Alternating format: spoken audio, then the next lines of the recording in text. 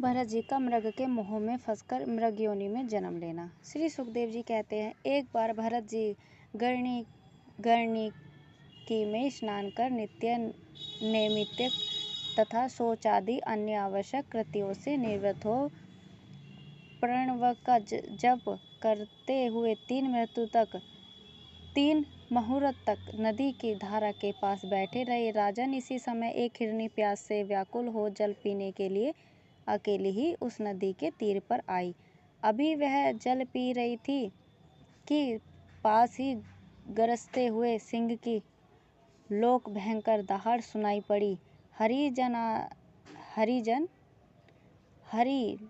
हरिण जाति जो स्वभाव से ही डरपोक होती है, वह पहले की चौकन्नी होकर इधर उधर देखती जाती थी। अब ज्यों ही उसके कान में वह भीषण शब्द पड़ा कि सिंह के डर के मारे उसका कलेजा धड़कने लगा और नेत्र कातर हो गए। प्यास अभी बुझी न थी, किंतु अब तो प्राणों पर आ बनी थी। इसलिए उसने भयवश एकाकी नदी पार करने के लिए छलांग मारी। उसके पेट में गर्भ था, अतः उछलते समय अत्यंत भय के कारण उसका गर्भ अपने स्थान से हटकर योनि द्वारा से निकलकर नदी में प्रवाह में गिर गया। वह कृष्ण मृगपत्नी अकस्मात गर्भ के गिर जाने, लंबी छलांग मारने तथा सिंह से डरी होने के कारण बहुत पीड़ित हो गई थी। तब अपने झुंड से भी उसका बिछोह हो गया, इसलिए वह किसी गुफा में जा पड़ी और वहीं मर गई। राजऋषि भरत ने देखा कि बेचारा हिरनी का बच्चा अपने बंधुओं से बिछुड़कर नदी के प्रवाह में बह रहा है। इससे उन्हें उस पर बड़ी दया आई और वे आत्मीय समान उस मातृहीन बच्चे को अपने आश्रम पर ले आए। उस मृगछोने प्रति भरत जी की ममता उत्तरोत्तर बढ़ती ही गई। वे नित्य उसके खाने पीने का प्रबंध करने, व्याघ्रादि बचाने, लाड लड़ाने और पुचकारने आदि की चिंता में ही डूब रहने लगे। कुछ ही दिनों में उनके यम नियम और भगवत पूजा आदि आवश्यक कृत्य एक एक करके छूटने लगा और अंत में सभी छूट गए। उन्हें ऐसा विचार रहने लगा, अहो कैसे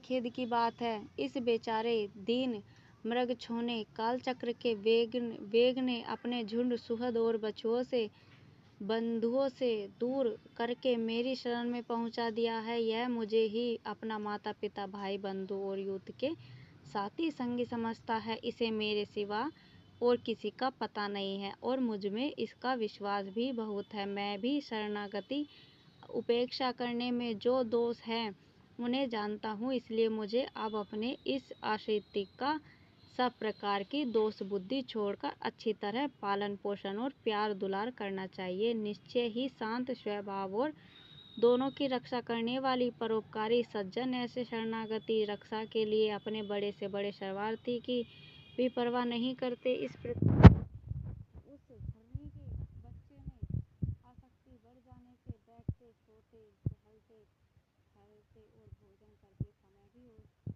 उनका चित्त उसके इतने पास में बंधा रहता था।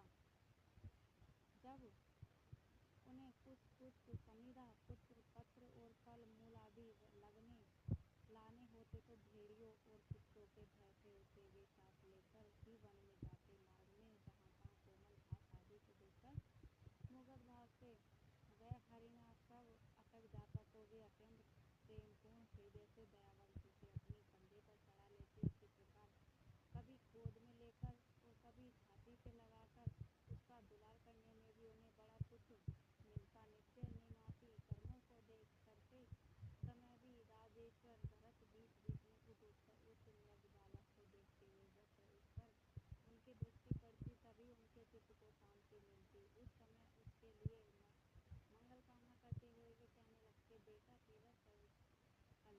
कभी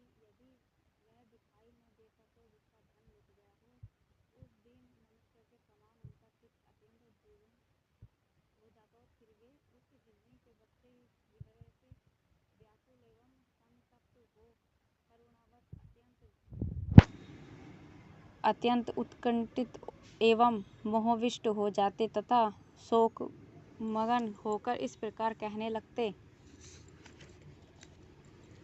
अब हमें अंदर चलना चाहिए अपने कक्ष में। यहाँ बहुत तेज धूप आ चुकी है।